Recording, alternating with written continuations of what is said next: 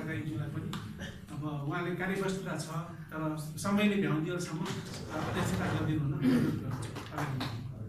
त्यसैगरी यता उसमा ड्यास मिटिङ हाम्रो पनौती साहित्य समाजको अब संस्थापक अध्यक्ष सरोज शेख र आजको पुस्तकको मुटक सङ्ग्रहको रचनाकार श्रीप्रसाद लामाज्यूलाई त्यसैगरी यो संस्था पदयात्राको कार्यक्रम सञ्चालन नियमित रूपमा गरिराख्नु हाम्रो शीतल गिरी सरलाई पनि अगाडि ड्यासमा आइदिनु।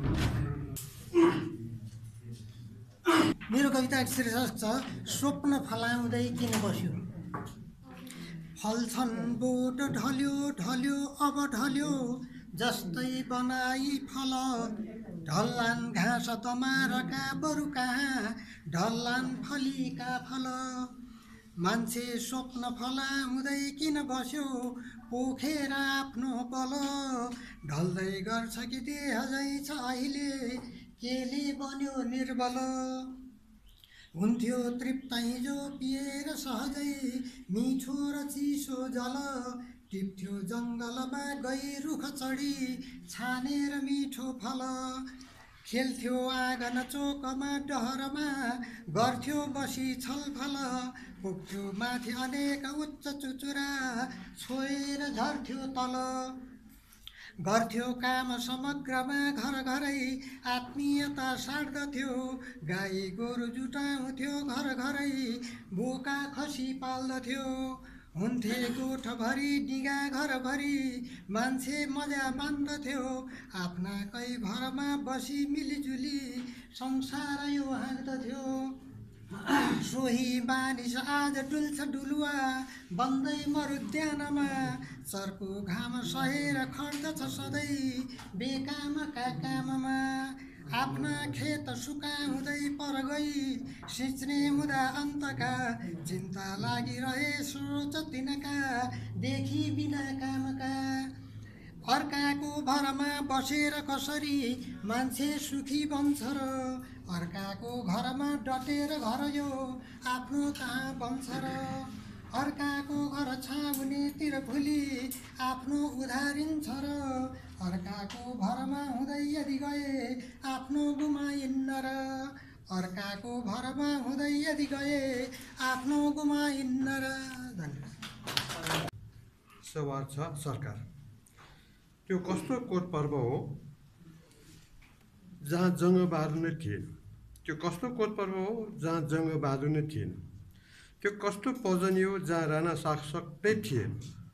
कस्तो पजनी हो जहाँ राणा शासक नै थिएन। त्यो कस्तो सामन्तवाद हो जहाँ कुनै राजतन्त्र नै थिएन। सामन्तवाद जहाँ राजतन्त्र नै थिएन। त्यो कस्तो स्वेच्छाचारिता हो जहाँ कोही अधिनायक थिएन।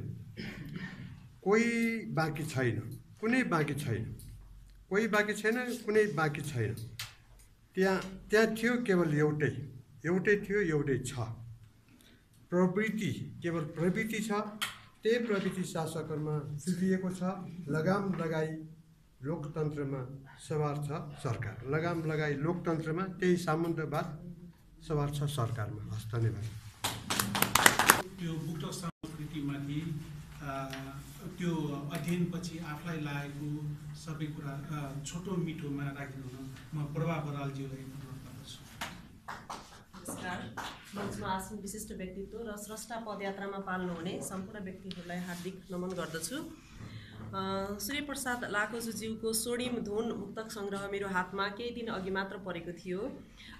1 महिना अघि 1.5 महिना अघि भन्नुभयो सरले यो विमोचन भइसकेको रहेछ र यसमा आजको हाम्रो यो कार्यक्रममा चाहिँ अलिकति चर्चा परिचर्चा गरौँ र हामी काठमाडौँ र हाम्रो मोफसल बीचको अलिकति सम्बन्धलाई पनि सुमधुर बनाउन केही सहयोग गरौँ र हामी एकअर्काका साहित्य कृतिहरू पनि पढ्ने चाहिँ बानी बसालौँ भन्ने हिसाबमा पनि हामीले यो कार्यक्रमलाई असाध्यै अर्थपूर्ण ढङ्गले लिएका थियौँ। थियौँ। गीता रेग्मी दिदीले यो कुरा गर्दा नि मलाई एकदम खुसी लागेको थियो र आजको हाम्रो यो स्रष्टा पदयात्रामा पनि नपत्याउँदो धेरै स्रष्टाहरू हामी आज जोडिन आइपुग्यौँ, किनकि हाम्रो यसमा 10 देखि 20 जना जति हुन्थ्यौँ, त्यसमा चाहिँ आज अझ बढी उपस्थिति भएको छ र त्यसमा अझ कतिजना नयाँ व्यक्तिहरू पनि यसमा आउनुभएको छ। त्यसो गर्दा मलाई एकदम खुसी लाग्यो र उहाँहरूको उपस्थिति र पनौती साहित्य समाजको उपस्थितिमा जुन एउटा सौहार्दमय वातावरणमा यो कार्यक्रम गर्न पाएका छौँ, मलाई एकदम खुसी लागेको छ। र यसमा चाहिँ स्वर्णिम धुनका बारेमा मलाई केही भन्नु भन्ने कुरामा चाहिँ मलाई के लाग्यो भन्दाखेरि सूर्यप्रसाद लाकोजु सर जुन साहित्यिक एउटा व्यक्तित्व हुनुहुन्छ, उहाँ आफैमा एकदम साहित्यिक हिसाबले समृद्ध व्यक्ति हुनुहुँदो रहेछ। उहाँका चाहिँ मुक्तक सङ्ग्रह मात्रै 4वटा प्रकाशन भइसकेका रहेछन्। त्यसमा यो 2054 सालदेखि उहाँ अहिलेसम्म अनवरत रूपमा मुक्तक लेखनमा लागिरहनु भएको रहेछ। यसर्थ हेर्दा पनि उहाँको अभ्यास, अब पहिलो कृतिमा हामी अभ्यासरत हुन्थ्यौँ होला, तर चौथो कृतिसम्म आइपुग्दाखेरि यहाँभित्रका मुक्तकहरू असाध्यै चोटिला, असाध्यै मिठा भएको मैले अनुभूति गरेँ। कविता विधाको एउटा उपविधाको रूपमा मुक्तकलाई लिइन्छ, पढ्नमा एकदमै समय चाहिँ कम लाग्ने र कतिपय कुरालाई छोटोमा भन्न मिल्ने भएको हुनाले आजभोलि धेरैजना मुक्तक लेखनप्रति एकदमै आकर्षित हुनुभएको छ। एकदमै खुसीको कुरा होइन, किनभने अब हाम्रो यो व्यस्त समयले हामीलाई यति धेरै थिचेको हुन्छ कि त्यसमा लामो कुराहरू पढ्न हामी भ्याउँदैनौँ। त्यसमा छोटो मिठो मुक्तकहरू पढ्दाखेरि पनि हामीलाई एकदम एउटा साहित्यिक रस चाहिँ प्राप्त हुने चाहिँ अवसर प्राप्त हुन्छ। त्यसै क्रममा चाहिँ स्वर्णिम धुनका पनि सबै मुक्तकहरू 100 को हाराहारीमा यसमा मुक्तकहरू रहेछन्। ती सबै मुक्तकहरू एकदमै चोटिला छन्। अब 4वटा हरफमा लेखिने यस मुक्तकमा अन्तिम पङ्क्ति असाध्यै चोटिलो र मुक्तकले भन्न खोजेको कुरा त्यसमा राखिन्छ भनेर चाहिँ भन्ने गरिन्छ। म पनि कविता लेख्छु, मुक्तक पनि फाटाफुट्टा लेख्छु, तर सङ्ग्रहको रूपमा मैले अहिलेसम्म निकाल्ने अवसर पाएकी छैन। त्यसर्थ हेर्दाखेरि जुन हाम्रो सूर्य सरले यो स्वर्णिम धुन पछिल्लो मुक्तक सङ्ग्रह निकाल्नु भएको छ, यहाँका सबै मुक्तकहरू एकदम पठनीय छन्, सङ्ग्रह योग्य पनि छ यो किताब। यसमा शैलेन्द्र प्रकाश नेपाल सरले जुन यहाँ लेख्नु भएको छ शुभकामना मन्तव्य, त्यो मैले पढेँ। उहाँले लेख्नुभएका कुरा पनि मलाई एकदमै चित्त बुझ्यो। उहाँ एउटा समाजसेवी व्यक्तित्व पनि हुनुहुँदो रहेछ, साहित्यमा असाध्यै रुचि भएको र केही गर्न चाहने एकदमै सक्रिय व्यक्तित्व हुनुहुँदो रहेछ। उहाँको यो मुक्तक सङ्ग्रह पढ्न पाउँदा मलाई एकदम खुसी लाग्यो र केही मुक्तकहरूलाई मैले यहाँनिर अलिकति पनि गरेकी थिएँ। म धेरै सुनाउँदिनँ किनकि हामीसँग समय छैन। हामीले यति धेरै पुरातात्विक, ऐतिहासिक र मठ मन्दिरले सजिएको यो सुन्दर नगरीमा आज यति काठमाडौँको नजिक भएर पनि पनौती आउने अवसर मिलेको थिएन। जीवनको यो समयसम्म आइपुग्दा आज हामीले धेरै कुरा पाउँदैछौँ, यसको भूगोलदेखि लिएर यहाँका स्रष्टाहरूदेखि लिएर ती सबै कुरालाई एकैचोटि यहाँ व्यक्त गर्न समय पुग्दैन। त्यसैले म छोटोमा केही भन्छु। हजुरको म एउटा दुईवटा मुक्तक भन्ने अनुमति चाहन्छु। जस्तै 19 नै छु म 20 भन्न सक्दिनँ, तिमी लाखौँमा 1 छौ गन्न म सक्दिनँ, तर हार्दिनँ म अझै जारी राख्छु प्रयास, बन्छु म असल खराब बन्न म सक्दिनँ। यो कुरामा कति धेरै कुराहरू आएका छन्, हामी आफै विश्लेषण गर्न सक्छौँ।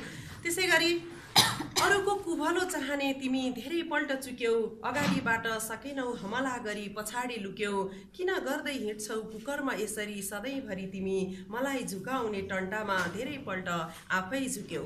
हैन, अब यसमा चाहिँ शब्दहरू आफै बोल्छन्, हामीले यसलाई केही भनिरहनु पर्दैन। यसरी हरेक मुक्तकहरू एकदमै चाहिँ गहकिला छन् र एउटा पाठकले एउटा मुक्तकको अत्यन्त गहन स्वाद प्राप्त गर्छ। अब सम्भव भए त हामी सबैको हातमा यो मुक्तक सङ्ग्रह पार्न पाए राम्रो हुन्थ्यो होला। अब सकेसम्म हामीले स्रष्टाहरूका कृतिहरू पढेर किनेर नै पढ्नुपर्छ भन्ने मान्यताको विकास भइरहेको छ। बरु यो हामीले कहाँ किन्न पाउँछौँ त्यो जानकारी पनि हामीलाई लेखकले दिनुहोला। र आगामी दिनमा पनि यहाँको चौथो मुक्तक सङ्ग्रह भयो। अझ भर्खर मैले सोद्धा त उहाँको कतिवटा कृति भन्नुभयो? 26औं कृति रे। टोटलमा यो 26औं कृति रे भनेपछि उहाँ साहित्यमा कति मरिमेटेर लाग्नु भएको रहेछ, उहाँको कति धेरै असीम प्रेम रहेछ साहित्यमा भन्ने कुरा यहीबाट प्रमाणित हुन्छ। र आगामी दिनमा हजुरको यो साहित्यप्रतिको लगाव अझ बढ्दै जाओस्, अझै चाहिँ राम्रा कृतिहरू, योभन्दा पनि अझ राम्रा, अझ माझिएका, अझ खारिएका कृतिहरू काठमाडौँसम्म अझ हामीले पुर्याउने व्यवस्था गर्नुहोस्। र यस्ता कार्यक्रमले भौतिक भूगोलको रूपमा यो छोटो दूरी भए पनि यसरी एकअर्कालाई चिन्ने हामीले जुन अवसर प्राप्त गरेका थिएनौँ त्यो अवसर जुटाइदिने प्रयास गर्नुभएकोमा यसका संयोजक गीता रेग्मी दिदी र पनौती साहित्य समाजका पदाधिकारीज्यूहरूप्रति म हार्दिक आभार प्रकट गर्दै सूर्य सरको अझै बढी साहित्यिक यात्राको शुभकामना दिँदै मेरो छोटो मन्तव्य यही राख्दछु। धन्यवाद।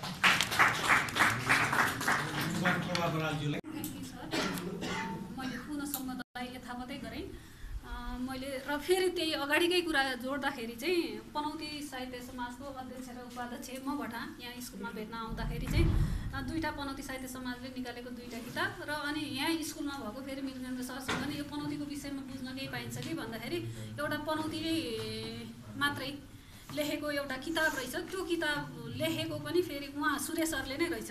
अनि त्यो पनौती साहित्य समाजको किताबमा एउटा के गर्यो पनौती साहित्य समाजले भन्ने एउटा त्यसको विवरण लेख्दाखेरि अनि उहाँ सूर्यजीको धेरै कुराहरू त्यहाँ छ। अनि यो सूर्य भन्ने मान्छे चाहिँ कस्तो होला भनेको जस्तो चाहिँ मलाई चाहिँ लागेको थियो कि एउटा आकृति मान्छेमा सुनेर कुरा सुनेर मात्रै पनि पर्छ। अनि यो चाहिँ फेरि यो अस्ति मात्रै यो कार्यक्रम हाम्रो तय भइसकेपछि धेरै दिन भएको छैन, अघिल्लो हप्ता मात्रै हो यो किताब र उहाँसँग भेट भएको। किनभने यो पापी कोरोनाले गर्दाखेरि हामी मान्छेदेखि मान्छे डराउँदै पनि हिँड्यौँ र मान्छे भेट्ने प्रयास गर्नै सकिएन। अब यो माटोलाई भेटेपछि माटोलाई घुमेपछि एकदम माया बस्छ होला, गाढा हुन्छ होला भनेर हामीले दसैँदेखिको यो रनाबना चाहिँ यति धेरै यहीँको मान्छेले भन्दा हामी धेरै घुम्यौँ होला, तर त्यो माटोले पनि माया त दिँदो होइन रहेछ।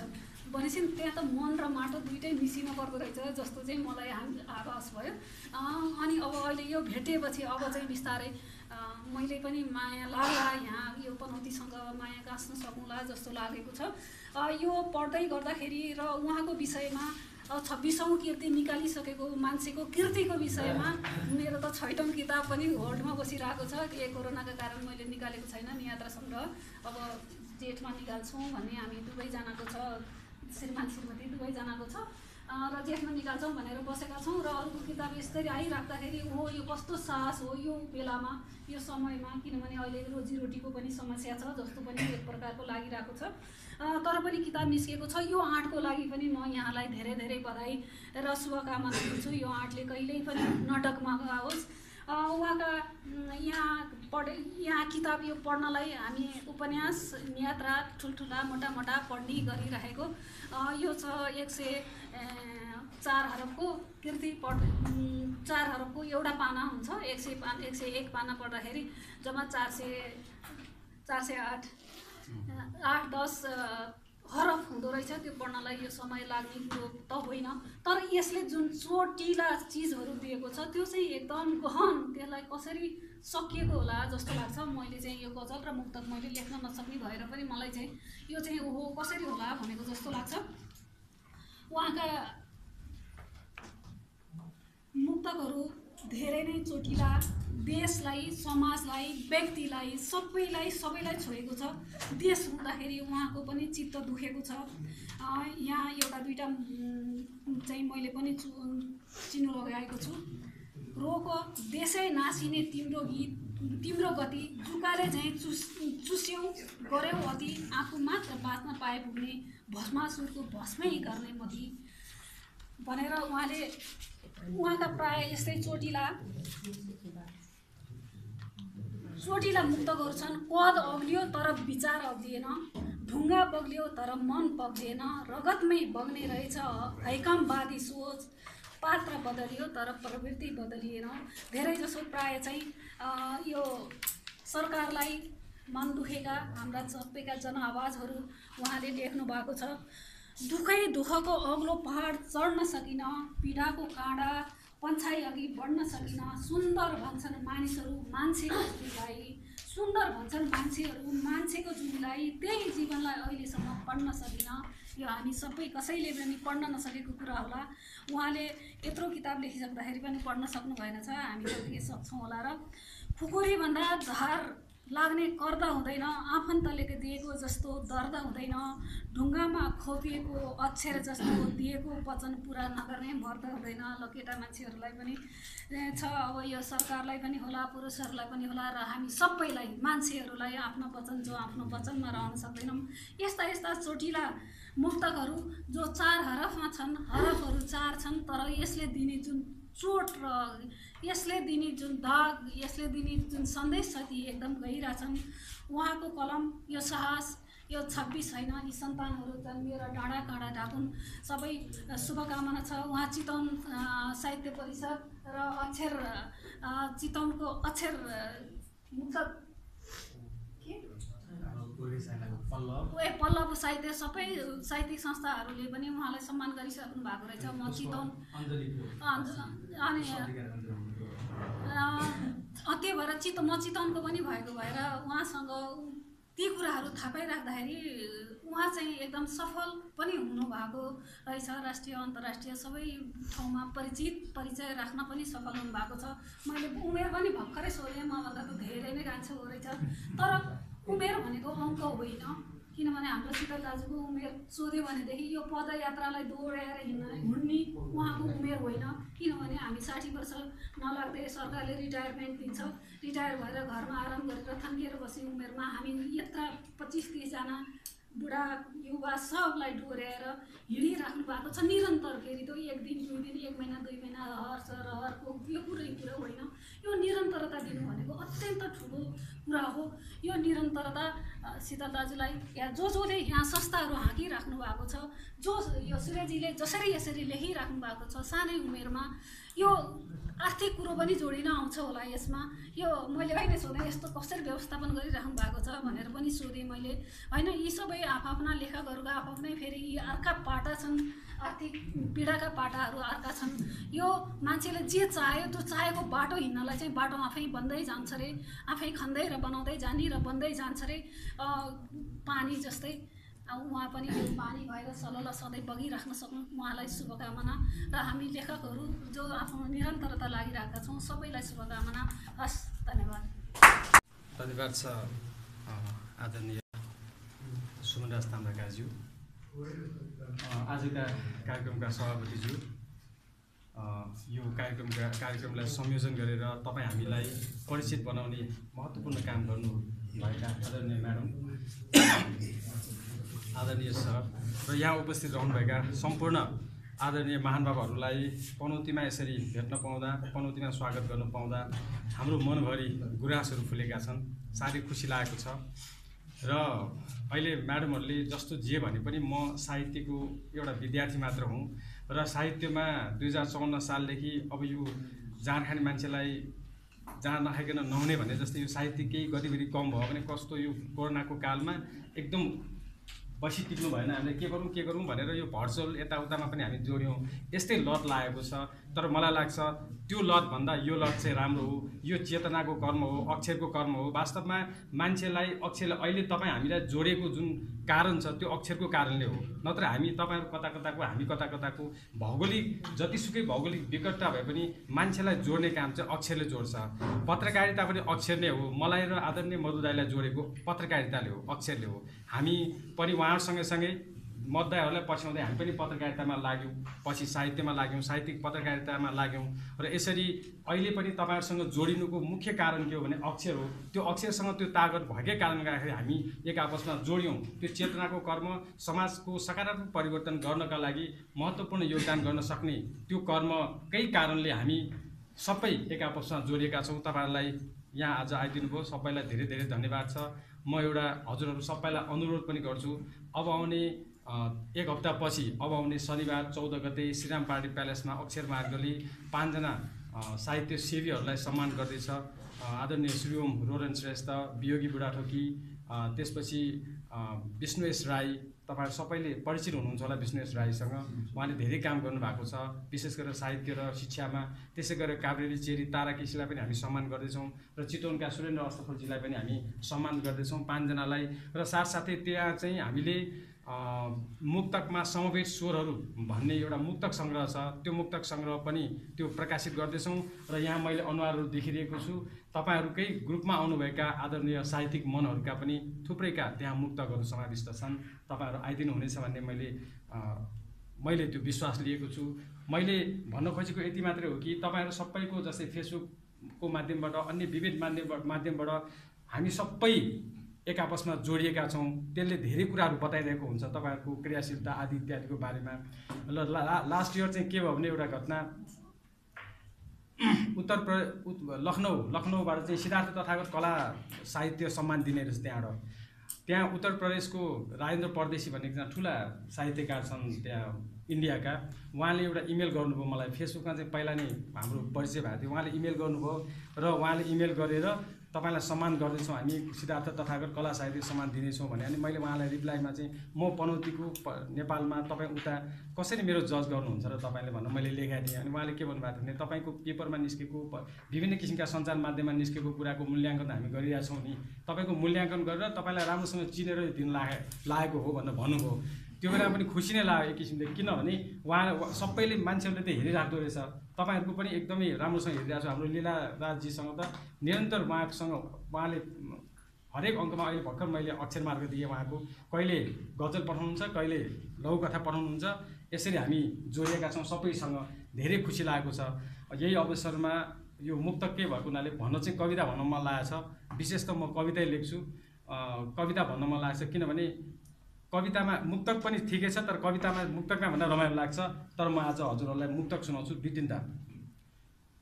दयाको रोटी सक्दैछौ तिमी मेरो स्वाभिमानमा टेक्दैछौ तिमी, दयाको रोटी सेक्दैछौ तिमी मेरो स्वाभिमानमा टेक्दैछौ तिमी, सापती लिएको मेरै कलमले इतिहास आफ्नो लेख्दैछौ तिमी, दयाको रोटी सेक्दैछौ तिमी।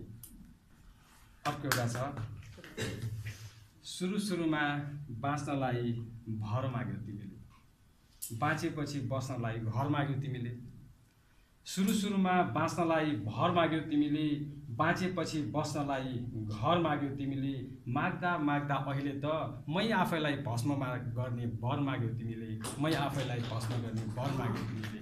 र अन्तमा केही हाम्रो यहाँ पनौती साहित्य समाज अथवा खोपासी यताउता सबैतिर घुम्न जाँदाखेरि दाइले धेरै कुरा बताइसक्नु भयो होला पनौतीको बारेमा, त्यही भएर मैले नबताएको अन्तमा हाम्रो केही गल्ती भएको भए म मुक्तबाट माफी माग्छु र यहाँहरू बिदा हुन्छु।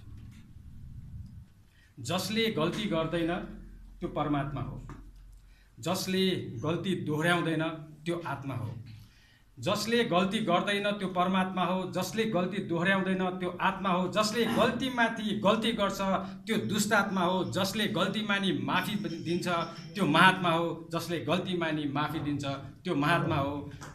आशा छ तपाईँहरू सबै महात्मा बनेर गल्ती भए क्षमा गर्नुहुनेछ। धन्यवाद। धन्यवाद।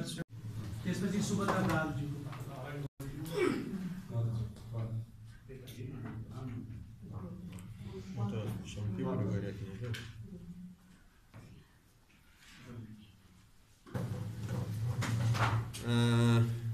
विधाता छन्दको 2-3 श्लोक छ। भेडा मनोविज्ञान। विधाताको कृपा पाई जुनी भो शुद्ध भेडाको, आहा यस्तो जुनी मिल्दा गुनासो गर्न सक्लाको, यसैमा तुष्ट संसारा हुँदा आनन्द सीमान्त, कता बाँडौँ खुसी यस्तो सुनाऊँ हर्ष जीवन्त, हरियो घाँस गैँडाको जता दिन्छन् उतै जान्छौँ, परेबा झ्याम्मिए जस्तै मिलिक्कै खान झुम्मिन्छौँ, नपुग्ला झैँ भए थप्छन् अझै आहार हात्तीको, भिजियो हर्षधारामा नरम्ने सण्ड होलाको, जता हाँक्छन् अरौटेले उतै लाग्यो मजा हुन्छ, यता भ्या भ्या उता भ्या भ्या गरे दायित्व सिद्धिन्छ, न गाईले न बाख्राले न भेट्छन् अश्वले यस्तो, जुनीमा बेस होला के र भेडाको जुनी जस्तो, जुनीमा बेस होला के र भेडाको जुनी जस्तो। धन्यवाद। मेरो कविताको शीर्षक छ मेरो रोगको लक्षण। डाक्टर साहब यहीँ हुनुहुन्छ, अब रोगको औषधि गर्नु पर्यो। मलाई रोग लागेको छ, कहिल्यै निको नहुने, कहिल्यै निको नहुने, पत्तो नलाग्ने कडा रोग लागेको छ। कति अस्पताल धाएँ, कति धामी झाँक्री लाएँ, कति वैद्य लाएँ, तर खै कहिल्यै निको भएन, तर खै कहिल्यै निको भएन। मेरा रोगका लक्षणहरू कति कति म ठान्छु। आकाशको सेरोफेरो सबै मेरो झैँ गर्छु, काला जुङ्गा मुसार्दै भालेको सिउर जस्तै ठाडो बनी हिँड्छु, कसैलाई पनि गन्दिन, कसैलाई पनि टेर्दिन। सत्ताको घमण्ड देखाउँछु, पदको लोलुपता चहार्दै हिँड्छु, हजारौँ हजारौँ फुलका माला लगाउन चाहन्छु। जुत्ताकै माला र कालो मोसो लाउने काम गर्न किन नपरोस् र, हजारौँ फुलका माला लगाउन चाहन्छु। अरूलाई भर्याङ बनाउँदै उकालो लाग्न खोज्छु, जति उक्ले पनि जति फैले पनि आफू मात्रै चढ्छु, आफै फैलन्छु। अनि माथि बसेर यसरी नै रमिता हेर्छु, अनि माथि बसेर यसरी नै रमिता हेर्छु। तब जति लासै लासका बीच कयौँका तल जति लासै लासका बीच कयौँका आँखा रसाए पनि, कयौँका काख रित्तिए पनि, कयौँका सिन्दुर पुछिए पनि म माथिबाट हाँसिरहन्छु, हाँसिरहन्छु। अझ ती रसाएका आँखाहरूका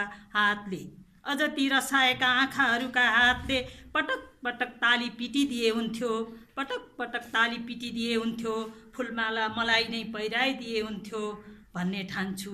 गर्वले मात्तिन्छु, गर्वले मात्तिन्छु। कहिले कहिले उदण्ड भई आफ्नै वंशको प्रदर्शनी गर्दै, कहिले कहिले उदण्ड भई आफ्नै वंशको प्रदर्शनी गर्दै आफ्नै छोरी बहिनी अनि साना नानी भन्दिन, अनि ती कोमल नानीहरूलाई बलात्कृत गरिदिन्छु अझ नपुगेर। तिनका लास कहिले झाडीमा कहिले खोला किनारमा फालिदिन्छु। अझ म कहिले कहिले बडो उदार बन्दै जान्छु, बडो उदार बन्दै जान्छु। कलिला कलिला यौवनामृतहरूलाई विदेश पनि पठाइदिन्छु। यहाँको धरतीले तिमीहरूलाई थेक्न सक्दैन, न आकाशले हेर्न सक्छ, बरु जाऊ पुबे तर। भन्दै भन्दै लाखौँ लाखौँ कुम्लो पारी 7 समुद्रको कटाइदिन्छु, भन्दै भन्दै लाखौँ लाख कुम्लो पारी 7 समुद्र कटाइदिन्छु। अझ कहिले कार्यालयमा पुग्दा नि आफ्ना मातहतका ती निमुखाहरूलाई मुन्टो चारैतिर बटार्दै निशब्द बनाइदिन्छु। कहिले कहिले थोपा थोपा रगतको पसिना बनाउने ती किसानहरूलाई चुसी चुसी मसान घाट पुर्याइदिन्छु। यस्तै छ मेरो रोगको लक्षण। जसरी घाम लागिरहँदा कालो बादलाई ढाके झैँ ढाकिदिन्छु। सिमाना पनि भत्काइदिन्छु। अझ लुकी वरपरकासँग मित्रता गाँसिदिन्छु। झन् दिनदिनै उदण्डता देखाइदिन्छु। देशमा पराकम्पन गर्दै डराकम्पन गर्दै भुइँ नै हल्लाइदिन्छु। अझ कहिले कहिले घमण्ड र अहङ्कारले मात्तिदिन्छु। यही नै मेरो परिचय हो, यही नै मेरो रोगको लक्षण। न डाक्टरले निको पार्न सक्यो, न वैद्यले, न धामी, न झाँक्रीले निको पार्छ। यही मेरो रोगको लक्षण हो। वर्ष 2078 साल हाम्रो पनौतीवासीको लागि निकै महत्त्वपूर्ण वर्ष हो, मकर वर्ष हो। त्यो मकरलाई लिएर हामीले प्रचारात्मक अभियानमा रोटरी किन लाग्नु परेको र आजको कार्यक्रमलाई पनि किन यो सघाउनु परेको भने छोटो जानकारी सहित म मधुसूदनजीलाई केही कुरा राख्न अनुरोध गरेँ। हस्, धन्यवाद डाक्टर साहबलाई, धन्यवाद। यहाँहरू सबै महानुभावहरूलाई धेरै धेरै धन्यवाद। बिहान खोपासीमा हामीले तोकेको समयभन्दा बढी नै बितायो। हामी सबै उत्साही भयौँ घुम्दाखेरि, होइन? अझै पनि घुम्न बाँकी नै छन्। अब यो चाहिँ पहिलो यात्रा हो, यो निरन्तर हुन्छ र अनि यहाँहरूको यात्राको तरिका पनि जानियो। अब चाहिँ हिँड्नुपर्छ तपाईँहरूसँग पनि कहिलेकाहीँ यसो यो यात्रामा भन्ने चाहिँ लागेको छ दाइकोसँग, किनभने मलाई एउटा अब अलिकति मौका पाएको बेला बोल्नै पर्छ। यो पत्रकारले लेख्ने मात्रै बोल्नु नै पर्छ भने चाहिँ अहिले चाहिँ सिकेँ उत्तरार्धमा आएर। अब बुवा बित्नु भयो, बितिसकेपछि पुरेत पछि कुरा भयो क्या। एउटा पुरेतलाई सोध्यो, एउटा विधि भन्छ, अर्कोलाई अर्को कुरा भन्छ, अर्कोले अर्कोलाई भन्छ, कोसँग गर्ने भने किताब लगे, निर्णय सिन्धु किने, अरू किने, किताब किने, लगे, के बुझिन्थ्यो, बुझ्दै नबुझिन्थ्यो। अनि त्यो बेला मेरो मनमा चाहिँ के भयो भने अरू धर्मावलम्बीहरूको क्रिस्चियनको आफ्नो विधि छ, जहाँ हेरे पनि भेट्छ, इन्टरनेटमा भेट्छ, लाइब्रेरी गएर भेट्छ, सबै भेट्छ। मुसलमानहरूको आफ्नै परम्परा छ, हाम्रै पनि अरूको, इभन नेवारहरूकै अघि नै कुरा गरिसक्यो हामी। कसले भन्नुभयो त बिर्सेँ मैले, नारायणमान बिजुक्छेको कुरा गर्नुभयो उहाँहरूले, हाम्रो रत्ननिधि सरले भन्नु। कम्युनिस्ट भए पनि त्यो उहाँले विधि छोडेको छैन कि भक्तपुरको त्यो संस्कृतिमा 1 इन्च तलमाथि आएको छैन भने मतलब अब हाम्रो यो शुक्ल यजुर्वेदीय परम्पराको संस्कृतिको चाहिँ काहीँ केही हुनुपर्छ है भनेर म चाहिँ अनि अब गुरु भेट्ने, यता जाने, सबै कुराहरू गर्न थालेँ। र दाइले, गिरी दाइले एउटा कुरा आज त्यो मेरो मनमा पनि थाहा थिएन, अब शिवलिङ्ग कता फर्का के हुन्छ के थाहा। तर आज मैले यत्रो ठुलो तपाईँहरूको यो यात्राबाट चाहिँ मैले के सिकेँ भने अब जहाँ गयो भने पहिला शिवलिङ्गमा कता फर्काएको छ त्यो उसको मुख चाहिँ भन्ने चाहिँ त्यो हेरेर चाहिँ भएन भने उहाँलाई फोन गरेर नम्बर दिन्छु। र चाहिँ एउटा सिकाइरह्यो कि जस्तो यहाँहरूलाई पनि मैले बिहानदेखि कति हिसाबले सहजीकरण गर्न सकेँ, त्यो मैले व्यक्तिगत गरेको, व्यक्तिगत तपाईँले सम्पर्क गरे पनि गर्थेँ। तर मलाई आज संस्थाको जिम्मेवारी थियो। रोटरी क्लब अफ पनौती हामीले 5 वर्ष अगाडि हाम्रै डाक्टर साहबको चार्टरसिप, उहाँ चाहिँ अब हाम्रो संस्थापक अध्यक्ष, अस्तिको दिन हामीले जन्मोत्सव पनि मनायौँ, साथीभाइ जति भेट्यौँ मनायौँ, रमाइलो गरेर के अरे म पहिला फेरि 40 वर्ष नकाट्दा चाहिँ जेसिसबाट आएको भएर कतिपय कुरा नेतृत्व विकासहरू त्यहाँ सिकाइ भएर कहिले काहीँ कुरा जेसिस पनि भन्न आउँछ। रोटरीमा चाहिँ टाइम, ट्रेजर र ट्यालेन्ट भन्छन् होइन, यो 3टा हुने मान्छे आऊ भन्छन् कि। अनि मैले पनि अब पहिला त म सन् 2000देखि नै लागेको थिएँ बनेपामा, काभ्रे जेसी के अरे Kabhre Rotary Club of Kabhre Banepa थियो। अनि त्यति बेला धनीको संस्था भन्थ्यो, हुन पनि अन्तर्राष्ट्रिय ड्युज तिर्नुपर्छ, यताउता गर्नुपर्छ। अब हामी गएर मिटिङ सोल्टीमा गर्छौँ भने त्यहाँ खाजा खान त पैसा महँगै पर्छ नि, होटेलमा गए 10 रुपियाँ पर्छ भने सोल्टीमा गरे त 1000 रुपियाँ पर्छ होला, आफ्नो आँखीले पनि खाइन्छ। अनि मन बुझायो कि पहिला चाहिँ म पनि उग्र पत्रकारै थिएँ त्यति बेला चाहिँ, ए रोटरी भने धनीको संस्था यावा भनिन्थ्यो। तर मलाई एउटा चाहिँ के गौरव भयो भने मैले पछिल्लो समय धेरै सङ्घ संस्थाहरूको हेरेँ, नेतृत्व लिनमा यति राजनीतिक हावी हुने कि हाम्रोमा खाउन अध्यक्ष भन्दा खाने छैन। रोटरीमा एउटा त्यो एउटा non political, non religious, non नीतिको यो सबै कुराहरूले गर्दाखेरि चाहिँ रोटरी मन परेको र लागेको। र हामीले चाहिँ अहिले चाहिँ पनौती नगरपालिकासँग मिलेर धेरै काम गऱ्यौँ, स्थानीय सरकारको हो। अहिले पनि हामीले मकर मेलाको लागि चाहिँ रोटरीले चाहिँ हामीले चाहिँ कफी टेबल बुक भनेर हामीले एउटा निकाल्दैछौँ। त्यसमा मैले आज बिहान जसरी तपाईँहरूलाई खोपासीतिर लगेँ त्यस्तै गरी हामीले त्यो बुकमा त भइहाल्छ। त्यो बाहेक चाहिँ हामीले इन्टरनेटमा चाहिँ जसरी आजकल तपाईँहरूको चाहिँ यो इन्टरेक्टिभ भिडियोहरू पाइन्छ, जस्तो अब पनौती घुम्नु पऱ्यो भने कहाँबाट जाने, त्यो म्यापहरू गरेर डाँडाकाँडाहरू यो यस्तो किसिमको ऐतिहासिक सांस्कृतिक महत्त्वका कुराहरू झल्किने कुरा राखेर त्यो प्रयासमा हामी चाहिँ लागिरहेछौँ। र विशेष गरी यो रोटरी क्लबले चाहिँ खालि यो स्कुल बनाउँछ, शौचालय बनाउँछ, कम्प्युटर ल्याब दिन्छ, यिनीहरू मात्रै मान्छेहरूले सुनिरहेको थियो। तर चाहिँ आज चाहिँ नितान्त फरक, हुन त हाम्रो डाक्टर साहब साहित्यकारै हो, 1500 भन्दा बढी आर्टिकल लेखिसक्नुभयो होला, स्वास्थ्यकै पनि कति किताब लेख्नुभयो। अस्ति मात्रै अघिल्लो वर्ष पनि त्यो के हामीले लकडाउनको बेलामै खोल्यायो होइन यो किताब, एउटा कथाहरूको एउटा कस्तो कथा पनि खोज्नुभयो, सायद उहाँले त्यो किताबको भन्नुहुन्छ। धेरै कुराहरू रहेछन् होइन। अनि हामीले रोटरी क्लबले पनि आज कम्तीमा यो नयाँ हाम्रो एउटा प्रोफाइलमा पनि यो वर्ष 2021मा चाहिँ तपाईँहरूको स्रष्टा यात्रालाई चाहिँ स्रष्टा यात्रा है स्रष्टा पदयात्रालाई चाहिँ सह आतिथ्य गर्नु पाइयो। त्यो हाम्रो रिपोर्टिङमा पनि आउने भयो। त्यसले गर्दा चाहिँ सायद अरू क्लबलाई पनि यसो गर्न चाहिँ मिल्न सक्ला, किनभने काभ्रेमा अरू पनि रोटरी क्लब छन्, अन्त जानुभयो भने पनि त्यहाँ गर्न सक्ला। त्यो एउटा चाहिँ ठुलो अवसर हामीलाई चाहिँ दिलाउनु भयो। यसको लागि हाम्रो म्याडम लगायत हाम्रो पनौती साहित्य समाज पदयात्राकै अध्यक्षज्यू, तपाईँ सदस्य महानुभावहरू, यहाँहरू सम्पूर्णलाई धन्यवाद दिँदै रोटरी क्लब अफ पनौती चाहिँ एकदमै आभारी छ। आज तपाईँलाई होस्ट गर्नु पाइयो, नयाँ कुरा सिक्न पाइयो। यति भन्दै म चाहिँ अब अघि पनि मैले बाटोमा भने आज मेरो साथीको छोरीको गुन्यौ चोली दिने, अनि मैले भने छोराको बिहे भए त आज ढाँट्दै नै हुन्थ्यो, सन्चो भनेर सुत्दै नै हुन्थ्यो। छोरीको बिहे जसरी के गुन्यौ चोली जानुपर्छ भनेर म त्यहाँ जान लागेकोले म बिचमा उठेर जानलाई माफी गरिदिनु होला भन्ने आशा गर्दै तपाईँहरूको नम्बर पनि छ, सोसियल मिडियामा ग्रुप पनि पाएको छु। अघि मैले खोपासीमा प्रस्तुत गरेका कुराहरू, अरू कुराहरू त्यस सबै कुरा म त्यो ग्रुपमा पोस्ट गरिदिन्छु। फेरि पनि यहाँहरूसँग भेट्ने बाजा गर्दै आजलाई छुट्टिन्छु। धन्यवाद। जय रोड्छु। काठमाडौँबाट आउनुभएका विभिन्न जिल्लाका साथीहरू र यो पनौतीमा जम्मा हुनुभएका आदरणीय सम्पूर्ण साहित्यिक मनहरूप्रति मेरो हार्दिक नमस्कार छ। म सृजना शर्मा। म 2-4वटा मुक्तक सुनाउने अनुमति चाहन्छु। छाती दुखेको छुँदा देश मेरो, छाती दुखेको छुँदा देश मेरो, यहाँ आज एक्लै हुँदा देश मेरो।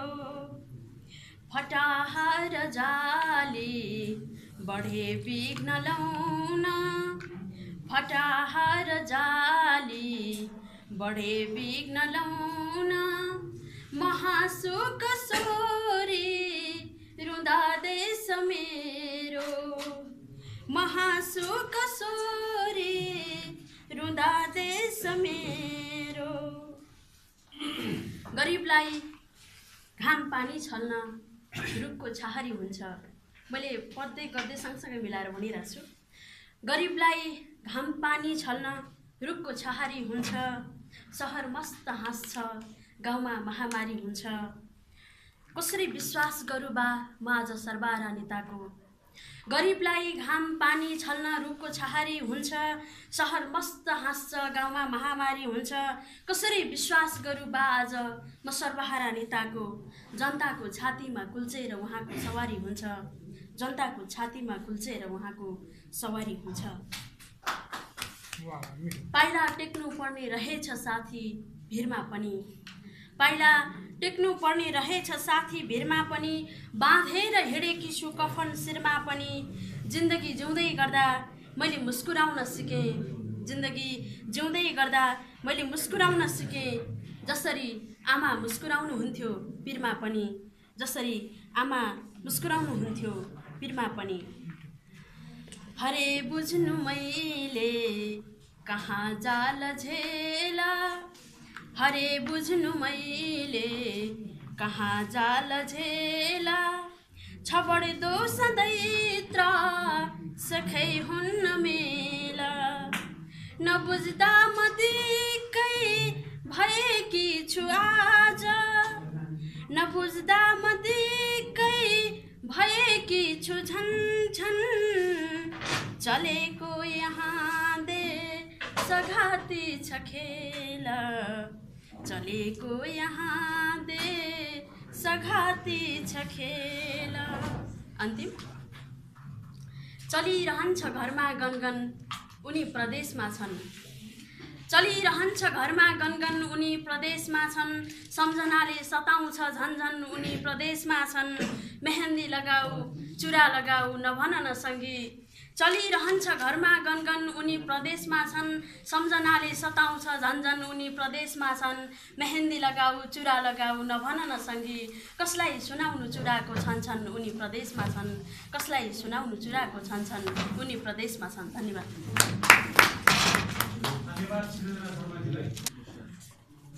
चिया वा त्यस्तै कफीमा केही फरक छैन हजुर, चिया वा त्यस्तै कफीमा केही फरक छैन हजुर। म मान्छे हुँ सानो या ठुलो केही गजब छैन हजुर।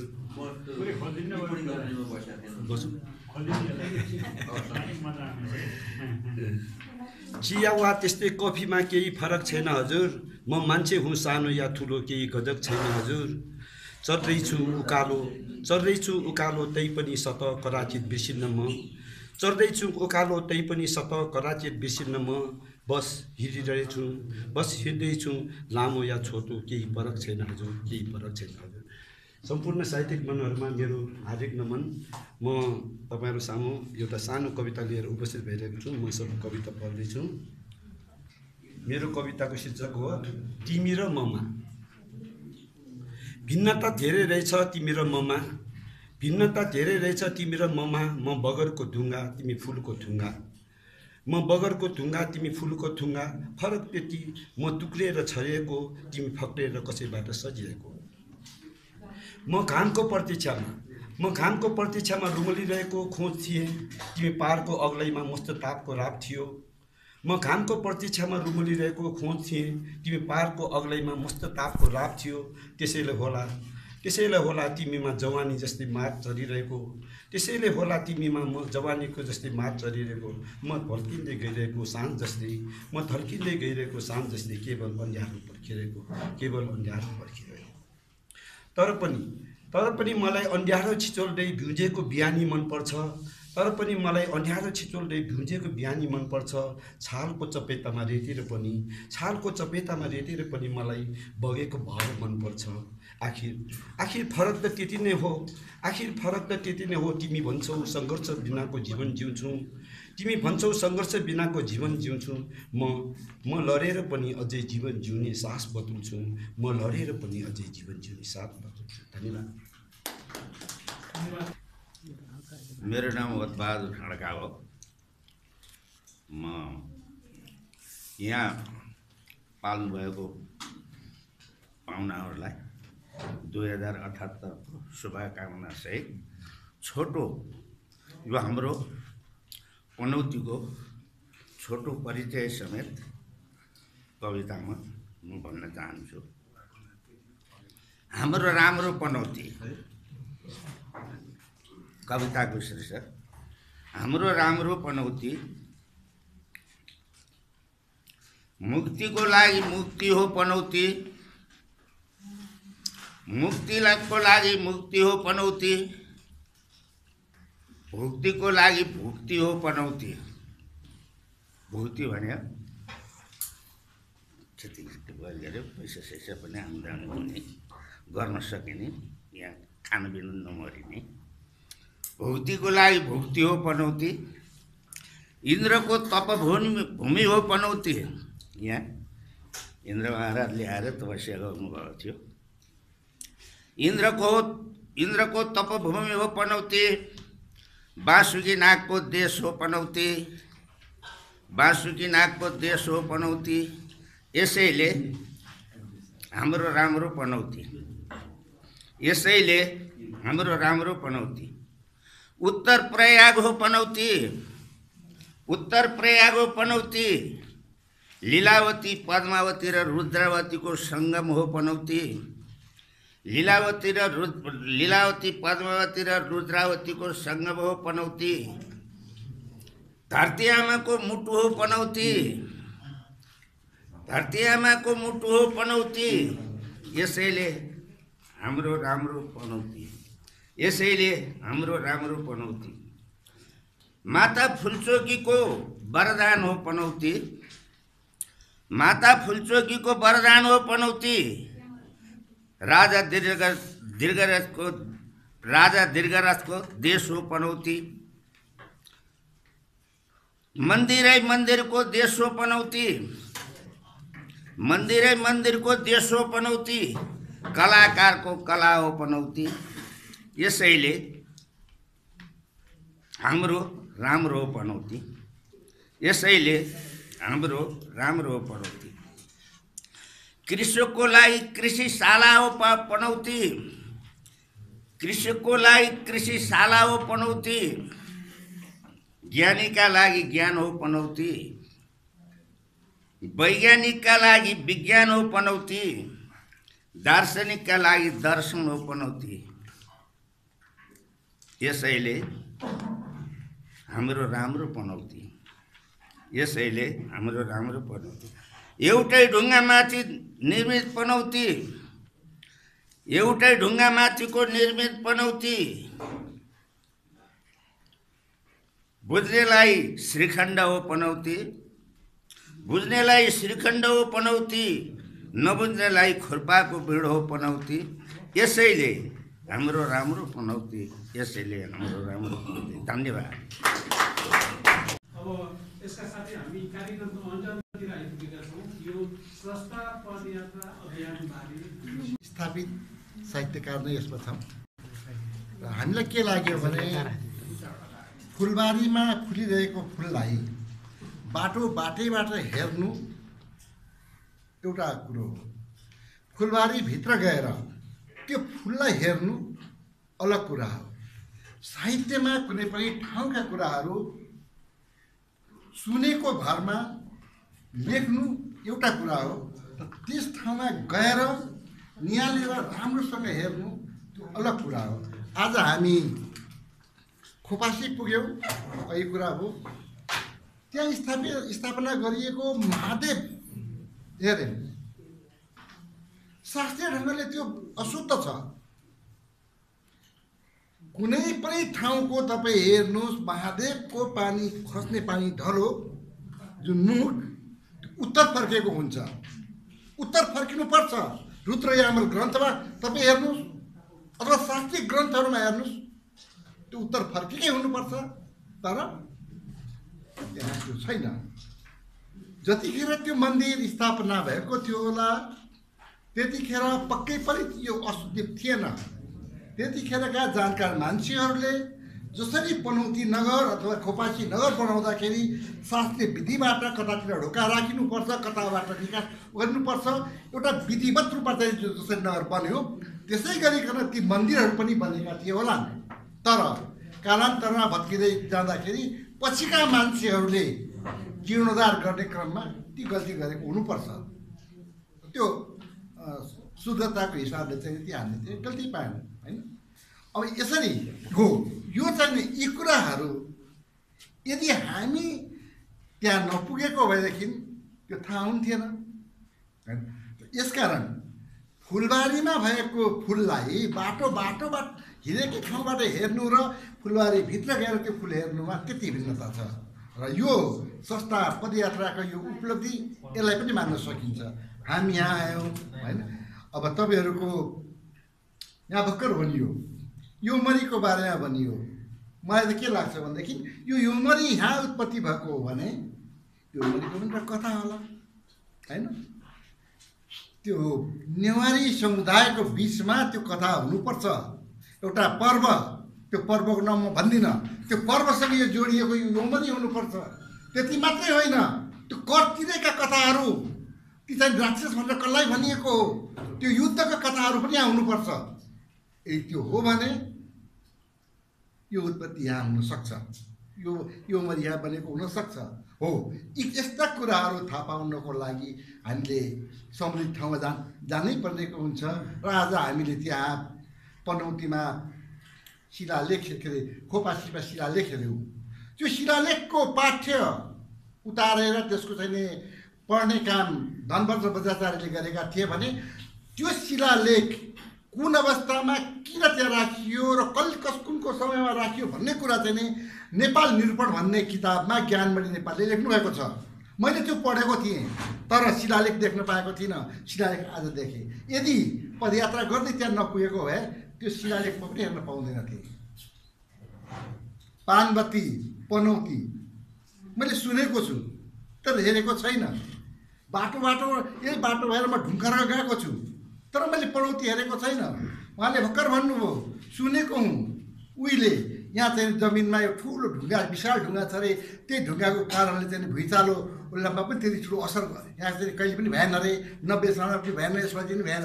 यो कुरा मैले सुनेको छु तर त्यो हो कि होइन भन्ने कुरो त यहाँ नजिक आएर गर्न पर्यो, बुझ्दाखेरि गर्न पर्यो। यहाँ चाहिँ नि एउटा धार्मिक स्थल पनौती छ भन्ने कुरो पनि मैले सुनेको छु, होइन? उत्तर गया पनि यहाँ सुनेको छु, प्रयाग पनि यहाँ सुनेको छु, यहाँ चाहिँ 4 धाम स्थापना गरिएको छ त्यो पनि सुनेको छु, गोरखनाथको बारेमा पनि सुनेको छु, होइन? यहाँ मैले यो सुनेको मात्रै छु तर वास्तवमा ती हो कि होइन नि त हामी भनेको भरमा मात्रै हुँदैन नि। जस्तै उस्तै लाग्छ तपाईँ हामीले हेर्दाखेरि त्यो देवताका मूर्तिहरू, तर जसले बुझेका हुन्छन् हो यो कुमारीको, यो ब्राह्मीको, यो इन्द्रीको भनेर त्यो बनावटको आधारमा भन्न सकिने न हो। त्यो कुरो मैले जब हेर्नै पाएको छैन भने कसरी भन्न सक्ने? र त्यस कारण चाहिँ मलाई के लाग्छ भनेदेखि तपाईँहरूले घुमाउनुहुन्छ, घुमाएका कुराले यदि मेरो मनोमस्तिष्क बस्न सक्यो भने, होइन? म मान्छेसँग मलाई त्यति कुरा गर्न आउँदैन म जतिमा रमाउँछु म यो ढुङ्गा माटोहरूसँग, ती मूर्तिका ती बनावटहरूसँग, ती मूर्ति कुन ढुङ्गामा बनेको छ र कुन समयको होला त्यो ढुङ्गाले बोल्छ। तपाईँ हामीले बोलेर भन्दा पनि मलाई त्यस्तो लाग्छ कि त्यो ढुङ्गाले नै भनिरहेको हुन्छ। त्यो गर्दाखेरि जुन म आनन्द पाउँछु मानिसको बिचबाट भन्दा यसरी घुमेर हेर्दाखेरि अझ अलिकति म केही सिक्न पाउँछु। त्यो सिक्ने क्रममा हामी यहाँ पनौती आइपुगेका हौँ। पनौती हाम्रो लागि हाम्रो गुरु हो। गुरुले हामीलाई जुन जुन शिक्षा दिन्छन् त्यो शिक्षा हामी पोको पारेर लान्छौँ र यसबाजीको पदयात्रामा हामी प्रत्येक यो पदयात्रा गरेको बारेमा हामी लेख्छौँ।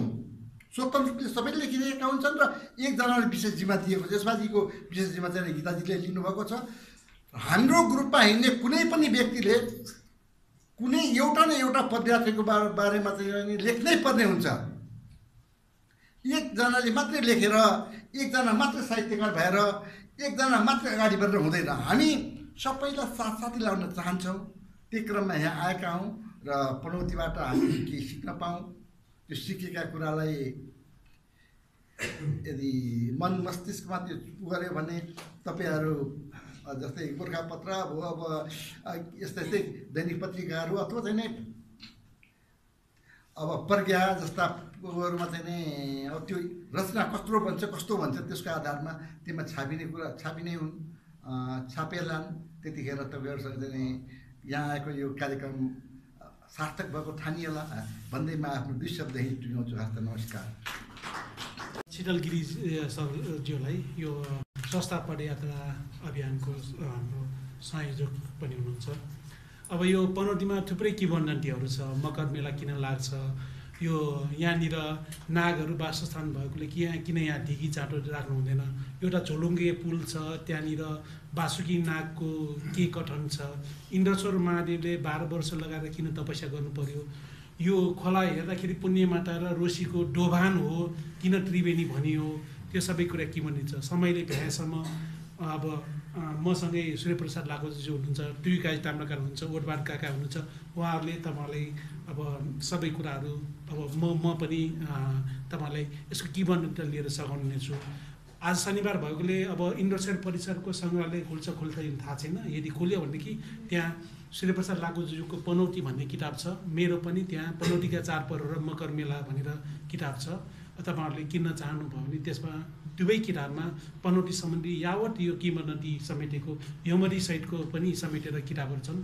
किन रुचाउनु भयो भने कि जानकारीमूलक नै हुन्छ भन्ने आशा राखेँ। मेरो कविताको शीर्षक छ सरिता तिर गई। छन्द टोटकमा छ। सरिता तिर गई सरिता किन हो, न त आँचल गाजल नै धुन हो। सरिता तिर गई सरिता किन हो, न त आँचल गाजल नै धुन हो। अति नै गहिरा दहकातिर गए, अति नै गहिरा दहकातिर गए। कति काम थियो कुन खातिर गए। शशी झैँ मुखमा नथियो कचरा, घरमा पनि छन् बबुरा बचरा। सरिते ममता करुणा अब खै, सरिते ममता करुणा अब खै। किन हो अति निर्दय यो हुन गई, किन हो अति निर्दय यो हुन गई। मनका बहले न त्यतातिर गई, किन हो दहका नजिकैतिर गई। मन झैँ गहिरो दहत्यो अति छ, मन झैँ गहिरो दहत्यो अति छ। नदको पनि त्यही मनको गति छ। मन गो मनका विष झैँ कि भयो, मन गो मनका विष झैँ कि भयो।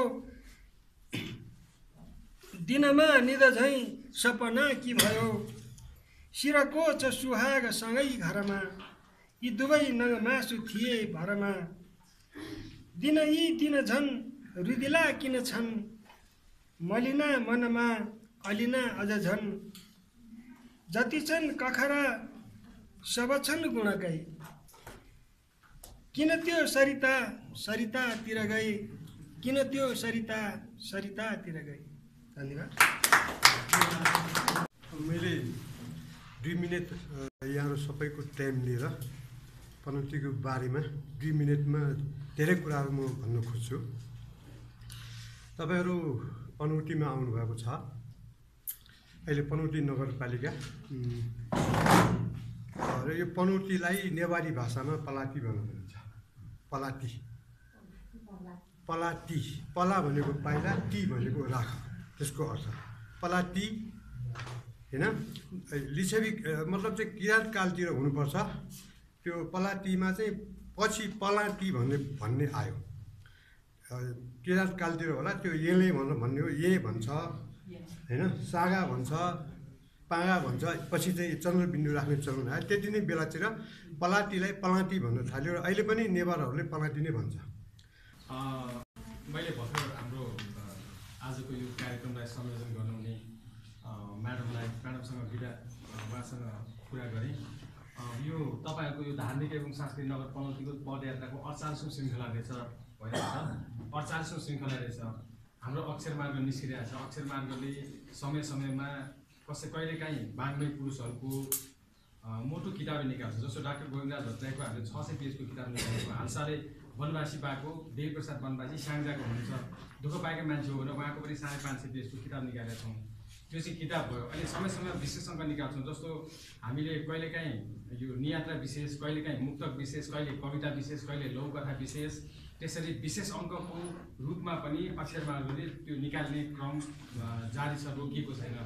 र मैले तपाईँहरूसँग के अनुरोध गर्नु खोजेको भने, यदि तपाईँलाई अप्ठ्यारो छैन भने हाम्रो अब नियमित अङ्क त त्यो निस्किरहन्छ होइन, त्यसमा चाहिँ तपाईँहरूको स्रष्टा पदयात्राको 48औं श्रृङ्खला विशेष भनेर अहिलेको तपाईँहरू यहाँ पनौती घुम्न आएको सबै विवरण नियात्राको रूपमा त्यहाँ तपाईँहरूले पठाइदिनु भयो भने हामी स्रष्टा पदयात्राको 48औं श्रृङ्खला विशेष भनेर अक्षर मार्गको विशेष अङ्क निकाल्ने हामी प्रयास गर्नेछौँ।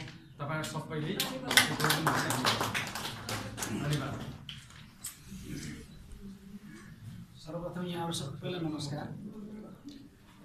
आजको यस धार्मिक एवं सांस्कृतिक नगर पनौतीमा जो आउनुभयो स्रष्टा पदयात्राको क्रममा 48औं श्रृङ्खला लिएर, त्यसको लागि हाम्रो डाक्टर साहबले हाम्रो एउटा मिटिङमा हामीले अघि नै भन्नुभएको थियो, पहिला यहाँ एकचोटि आएर भेटेर पनि गयौँ, यस्तो साहित्यिक क्रियाकलापहरू सहकार्य गरौँला भनेर।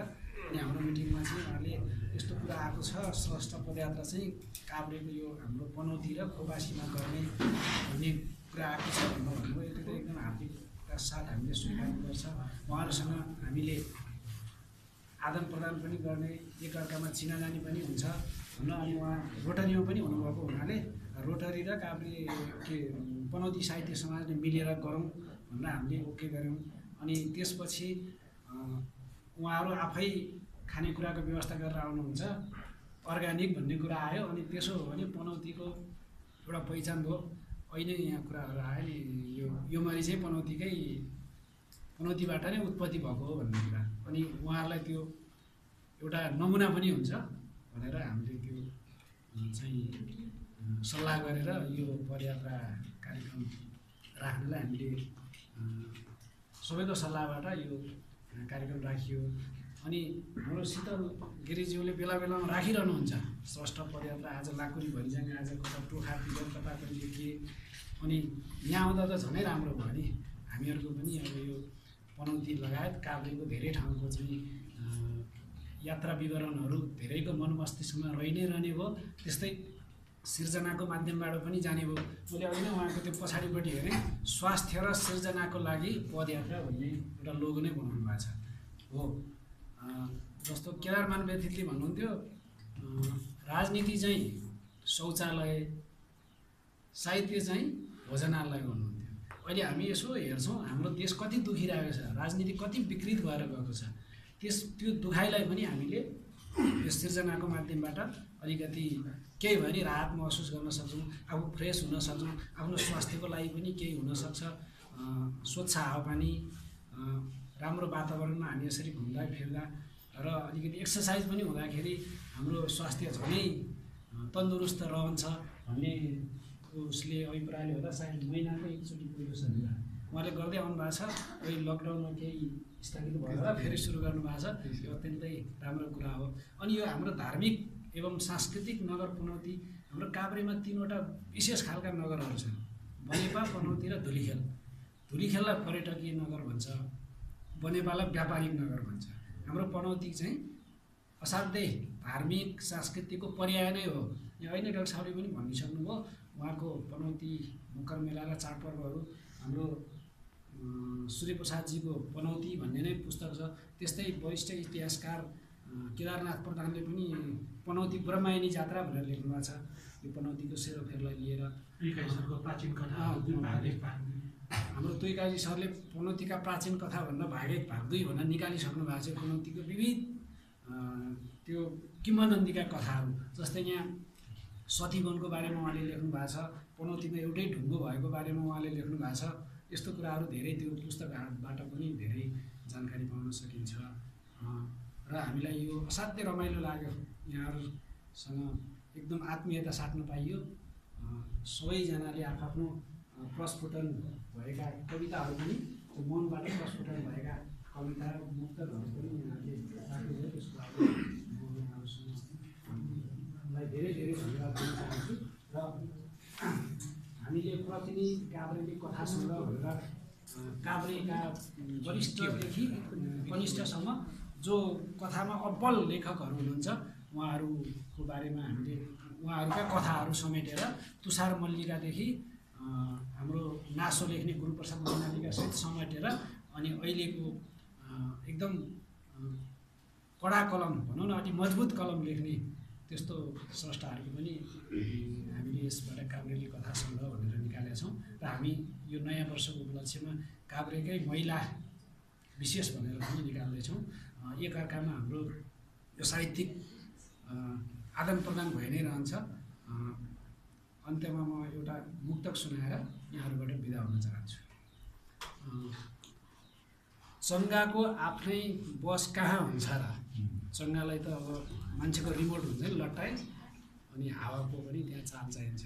चङ्गाको आफ्नै बस कहाँ हुन्छ र? लमीलाई कहिल्यै पनि जस कहाँ हुन्छ र? अहिले त लमी चाहिँदैन होला, मोबाइलले काम गर्छ जस्तो छ। चङ्गाको आफ्नै बस कहाँ हुन्छ र? लमीलाई कहिले जस कहाँ हुन्छ र? समुद्रमा जति डुबे पनि ढुङ्गामा रस कहाँ हुन्छ र? धन्यवाद। यो सहित आजको कार्यक्रम समापन भएको छ।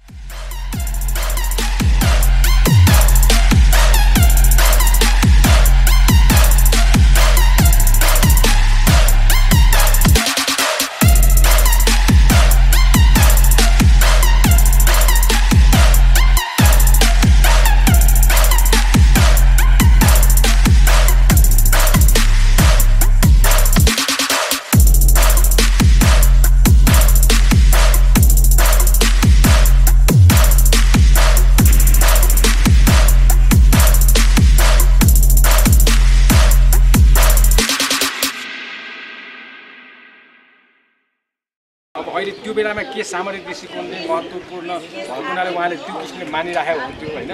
अब अहिले चाहिँ त्यो चलन हटेको छ। यहाँ त्यो कोडे जात्रा पनि मनाउने चलन छैन। जहाँसम्म यमरीको सन्दर्भ छ, यमरी चाहिँ हामी मङ्सिर पूर्णिमाको दिनमा हामी यमरी खान्छौँ। मङ्सिरतिर, पुष माघतिर, मङ्सिरतिर जाडो हुने समयमा यमरी खाने त्यो परम्परासँग मात्रै सम्बन्धित छैन कि त्यो कल्चरसँग मात्रै होइन कि विज्ञानसँग सम्बन्धित छ। त्यो बेलामा त हामीलाई एनर्जी चाहिन्छ, बढी हिट एनर्जी चाहिने हुन्छ। अनि चाकु र तिलले हामीलाई त्यो शरीरलाई चाहिने ताप त त्यसले दिने भयो नि। त्यही भएको हुनाले पनि त्यो नेवारहरूको कल्चर चाहिँ के छ भने वैज्ञानिक किसिमको छ र प्रकृतिसँग तादात्म्यता भएको छ कि हरेक तपाईँले कल्चर हेर्नुहोस् त्यो चाहिँ प्रकृतिसँग कुनै न कुनै रूपमा त्यो मेल खाएको हुन्छ। अब मङ्सिरमा नयाँ चामल आउँछ, नयाँ धान आउँछ, नयाँ फेरि यमरी चाहिँ के छ भने विशेष गरेर अहिले त धेरै पिठोको कहिले कसैले मैदाको पनि बनाइदिन्छ, तर यमरी चाहिँ ताइचिन चामल विशेष गरेर त्यसको वैज्ञानिक महत्त्व पनि छ, सांस्कृतिक महत्त्व मात्रै होइन। यमरी पछि के हुन्थ्यो भने यमरी खाइसकेपछि चाहिँ नेवार समुदायहरूले अन्न चाहिँ नै बहुत कम प्रयोग गर्थे, मासु यस्ता अरू कुराहरू गर्थे। जाडो बेलामा चाहिँ अन्नलाई बचाएर राख्थे र जाडो पछि प्रयोग गर्नुपर्छ भन्ने चाहिँ त्यो एउटा मान्यता थियो होइन। त्यसो चाहिँ गर्थे र यसपछि चाहिँ यमरीले सङ्केत गर्थ्यो अब हामीले अन्न चाहिँ नै बचाउनु पर्छ, किनभने अहिले जस्तो चाहिँ नि यातायातमा सुविधा थिएन होइन। यसपछि त खेतीपाती गर्ने बेलामा अन्नको अभाव भएपछि त गाह्रो हुन्थ्यो। त्यतिको क्षेत्रको लागि सञ्चय गर्ने सङ्केत पनि थियो क्या। सुरेश सरले अघि नै भन्नुभएको कुरामा हाम्रो धान आयो गुटी, धान सकियो सिटी नगमा धान सकिएको हुनाले चामल पनि पिँडेर होइन पातलो रोटी बनाएर खाने कारण चाहिँ त्यो बेलामा किनकि पच्दैन पनि त्यो असार साउनतिर होइन। अनि अब साउन सङ्क्रान्तिमा क्वाटिपुनी र नौठटीको गेडागुडी त्यो बेलामा त्यसरी झाडा पखालाको सिजन हुने बेला अघि नै सरकोमा आउने के संस्कृति र स्वास्थ्यको हिसाबले पनि त्यो बेलामा बालबच्चाहरू धेरै उमेर नपुग्दै मर्थे नि त। 2 वर्ष कट्नु 4 वर्ष कट्नु स्वास्थ्यको हिसाबले पनि महत्त्वपूर्ण त्यो क्षणहरू हो। त्यसको खुसियालीमा चाहिँ हाम्रो बच्चा यति वर्ष बाँच्यो है भनेर खुसियाली मनाउँदै गर्नु। सुख दुःखको कुरा के भने आजकल बर्थडे केक ल्याउँछ, मेनबत्ती फुकेर हाम्रो चाहिँ सुकुन्डा बालेर जन्मदिन मनाउनु पर्छ। यसमा यौमरीसँग चाहिँ रोमाञ्चक कुरा पनि जोडिएको छ कि यौमरी पुनिको दिनमा चाहिँ साँझ पख घरमा चाहिँ यौमरी माग्दैन चलन छ। एउटा दियो भनेदेखि चाहिँ छोरी पाउँछ, 2टा दियो भने छोरा पाउँछ भनेर चाहिँ यो छिन्थ्यो बक्क छिन्थ्यो अनि लाटापाटा जु छिन्थ्यो छग बिउसा घ्याबी नेग बिउसा क्याबी भनेर अनि भ्यूमा ल्यासे मोबीमा गुटी भन्छ कि दिने यौमरी दिने चाहिँ तरुनी राम्री आशिष पनि नेपाल भाषा त्यसरी छ। अनि त्यो बेला साँझ यौमरी त्यो मागेपछि अलिकति अब त्यति बेला डेटिङहरू भनेको अहिले जस्तो हुँदैन होइन। अलिकति भर्खर मन पराएको कपालहरू भेट्ने एउटा बाहना पाउँथ्यो, लभ पर्थ्यो। त्यसको भोलिपल्ट जुन परेवा पूर्णिमाको भोलि पारो हुन्छ नेवारीमा मतिना पारो भन्छ कि त्यो चाहिँ नेवारहरूको भ्यालेन्टाइन डेको रूपमा पनि लिइन्छ कि त्यसलाई मतिना भनेको लभ माया भयो, पारो भनेको प्रथमा तिथि भयो के परेवा तिथि। शिलाको केही अहिल्याको यहाँ अहिल्याको शिला पनि छ यहाँ पछाडि होइन। अहिल्याको प्रतीक शिला पनि छ। त्यसको पनि अब किम्बदन्ती उहाँले पनौतीको किताब पाउनु भएको छ। अब त्यसमा पनि छ होइन थुप्रै कुराहरू छन्। आज चाहिँ म्युजियम हामी यो म्युजियम चाहिँ लोकल लेभलले बनाएको हामी सुरुमा 6 जना मिलेर बनाएको होइन। अनि अहिले चाहिँ आज बन्द छ होइन। त्यसमा पनि थुप्रै कुराहरू छन्। अनि अर्को महत्त्वपूर्ण कुरा तपाईँले यहाँ मन्दिरहरू त्यहाँ तपाईँ यतातिर जस्तै मूर्तिहरू देख्नुभयो भने अचम्म तपाईँहरूले कतै पनि देख्नुहुन्न होला कृष्णको 4वटा हात भएको मूर्ति। कृष्णको 4वटा हात भएको मूर्ति हुँदैन प्रायः, तर यहाँ छ धेनुधर कृष्णको त्यो मूर्ति। धेनुधर कृष्ण हो त्यसको नाम होइन। यो धेनुधर कृष्णको 4 हात छ। त्यो दीर्घरथको दरबार भयो, यो छुट्टै हो। यो 11औं 12औं शताब्दी अस्ति पाइएकोबाट लिच्छवी कालीन पनि कति पाइएको छ अरे, तर धेरै अथेन्टिक रूपमा चाहिँ 11औं र 12औं शताब्दीको पाइएको छ। अब उहाँकै 3टा छोरामध्ये चाहिँ एकजना चाहिँ नौगोडामा महासत्व चाहिँ शिकार खेल्न जाँदा त्यो गर्भिणी बगिनी देखेर डेलिभरी हुन नसकेर असफल भएर बेलामा आफ्नै मासु काटेर खाएको हुनाले अनि त्यसरी उहाँले चाहिँ निर्वाण प्राप्त गरेको हुनाले त्यो कुरा बुद्ध घुम्दै आउँदाखेरि थाहा पाएर बुद्धले नै नमो गरेर नमस्कार गरेको हुनाले चाहिँ नमो बुद्ध भनेर चाहिँ रहेको चाहिँ त्यो संरक्षित स्मारक क्षेत्र संरक्षण समिति छ होइन। त्यो संरक्षित स्मारक क्षेत्र संरक्षण समितिको अगुवाईमा म त्यसको सचिव छु। अनि त्यो अगुवाईमा हामीले यहाँ उत्खनन गरेर प्याचिङ गरेको करिब हामीले यहाँ 60-70 लाख पैसा खर्च गऱ्यौँ। अनि यहाँ खर्च गर्ने क्रममा उत्खनन गर्ने क्रममा यहाँ के भेट्यो भने जस्तो लिच्छवीकालीन कोइनहरू भेट्यो के लिच्छवीकालीन मूर्तिहरू भेट्यो। अनि तपाईँको लिच्छवीकालीन मूर्तिहरू लिच्छवीकालीन कोइनहरू अनि लेडर कोइन पनि भेट्यो। त्यो लेडर कोइन त कहिलेको भन्ने कुरा थाहा नहुने भयो होइन। त्यस्तो कुराहरू भेट्यो। अनि यहाँ यो चाहिँ त्यो तलेजु भवानीको मन्दिर छ नि त्यो राजा त्यो हरिसिंहदेव चाहिँ सुरुमा आउँदाखेरि भक्तपुर पहिला चाहिँ नेपालको राजधानी त त्रिपुर राज्य भन्थ्यो नि भक्तपुर थियो। अनि भक्तपुरमा जानुभन्दा अगाडि यहाँ आएर तलेजु भवानीको मन्दिर यहीँ राखेर यो तलेजु भवानी मन्दिरको भग्नावशेष हो त्यो होइन। यहाँ चाहिँ यस्ता चोकहरू जम्मा यस्ता चोकहरू चाहिँ 12वटा चोकहरू चाहिँ ठाउँ ठाउँमा छ भन्छन्। यो सबै परिहाल्छ त्यो होइन। सो छ भन्छन्। अब यहाँ पनि तपाईँको यो भयो 1 2 3 4 5 6 7 8वटा त यहीँ छ होइन। 12-14वटा चोकहरू अनि इनारहरू त्यसै गरेर छन्। अब यहाँ यसलाई चाहिँ त्यो प्याचिङ गरेर पुरातत्व विभागको पैसा नगरपालिकाको पैसाले यो प्याचिङ गरेको। प्याचिङ भनेको कस्तो भने पुराना कुराहरू देखिसकेपछि अब त्यो त नष्ट हुन्छ, फेरि नष्ट हुन्छ भनेर अनि त्यसमा चुना र सुर्खीले इँटा राखेर इँटाले छोपेको त्यो। यो अहिले जुन देखिया छ यो भाग पुरानो भाग होइन, योभन्दा उकाएपछि पुरानो भाग देखिन्छ। यसलाई चाहिँ जस्ताको तस्तै गरेर प्याचिङ भन्छ, त्यसलाई प्याचिङ गरेर पुरानो कुरालाई प्रोटेक्सन मात्र गरेको अहिले यहाँ। पुरानो जस्तै बनाइएको, पुरानो जस्तै बनाएको, तर पुरानो यो त्यो इनार पनि पुरानो इनार हो। अहिले त्यसमा कति आनन्दसँग पानी आउँछ। अब हिसाबमा त त्यो माथि छ नि लेभलमा त त्यहाँ हामी त उक्लेर आयौँ नि, तर त्यहाँ आनन्दसँग पानी आउँछ। त्यहाँको पानी त्यो पाइप लगेर त्यहाँ धारामा जोइन गरेको छ, पानी कहिले पनि तुर्दैन। धारा दिउँसो नआए पनि अनि त्यसले पानीको परिपूर्ति गर्छ। यो यसरी यहाँ यो पहिला चाहिँ यहाँ भाषण शासन गर्ने नेताहरूले त्यस्तो दबलीको रूपमा थियो हैन, पुरै मैदान जस्तै सानोमा त यो खेल्ने ठाउँ, खेल्ने ठाउँ, धान सुकाउने ठाउँ हैन, धान सुकाउने ठाउँ। डक्साबहरु यो संरचना धान सुकाउने ठाउँ, किनभने घर डक्साबहरुको घर यतै हो हैन। यो यो यो जुन उता यो भन्दा उताको घर डक्साबहरुको घर हो हैन।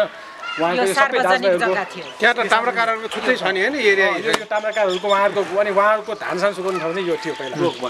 भनेपछि यो चाहिँ तपाईहरुले पुरानो संरचना निकालेर अनि प्याचिङ गर्नुभएको होइन? पहिले समय थियो होइन, भनेको त्यो आकार चाहिँ दिनुभयो यसमा भने उत्खनन गर्ने हो। अनि उत्खनन गरेर पुरानो संरचना भेटिया छ। यो सबै यो तपाईको यो सबै पुरानो संरचना, यो घरको पुरानो संरचनाहरू यिनीहरू सबै भेटिसकेपछि अनि पछि प्रोटेक्सन गरेको। जस्तो यो पुरानो हेर्नुहोस्, यो ढुङ्गाको खम्बा राख्ने ठाउँ यो। जस्तै उतातिर तपाईँ जानुभयो भने हात्ती बाँध्ने छ नि, हात्ती बाँध्ने त्यो ढुङ्गाको खम्बाहरू छन्।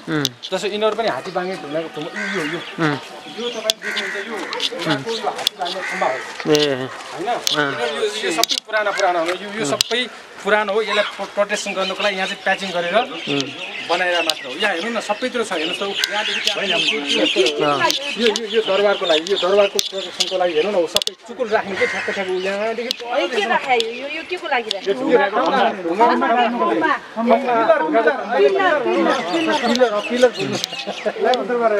यो दरबार चाहिँ कसले बनाएको? कसको दरबार? पुरानो हो हैन, धेरै वर्ष पहिलेको हो, एकदम पुरानो। अब महासत्वको कुरा गर्ने हो भनेदेखि बुद्ध आइसकेर नमस्कार गरेको भनेपछि 3000 वर्षको अगाडि कुरा हो। सोच्नु पर्यो त्यो बेलाको दरबार यो मान्न मिलेन, किन भन्दाखेरि यो अथेन्टिक रूपमा 11औं देखि 12औं शताब्दी मानिएको छ। यो भनेपछि त्यो पछिको भयो। यो चाहिँ अब मानौँ न यो काठमाडौँमा कान्तिपुर, ललितपुर र भक्तपुर राज्य हुँदाखेरि त्यो अन्तर्गतै यहाँ एउटा कुनै सामन्तहरू भएको ठाउँ हुनुपर्छ। त्यसो त अब विक्रम सम्वत कलिगत त्यो 1468 भनेपछि कति अब 600 वर्ष अगाडि चाहिँ यो बनेपा सागा भनेर बनेपा नाला साँगा यता धुलीखेल चौकोट पनौती गरेर सहर बसाएको थियो व्यवस्थित तरिकाले। तर यो कुरा यो चाहिँ 600-700 वर्षको अगाडिको कुरा हो। अब योभन्दा यो धेरै अगाडिको कुरा भयो, 11औं-12औं शताब्दी।